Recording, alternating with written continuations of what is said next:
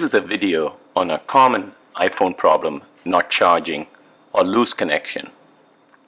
This is commonly due to the dust that accumulates in the connector. We first have to fashion a toothpick with a utility knife so that it's slender, and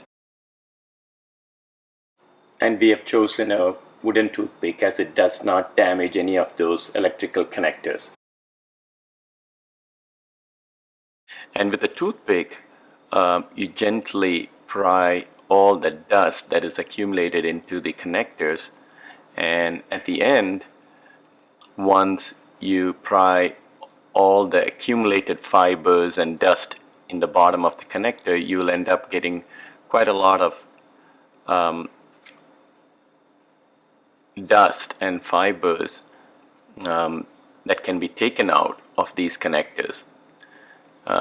Once you finish doing that, your pin will connect to these connectors without any problem.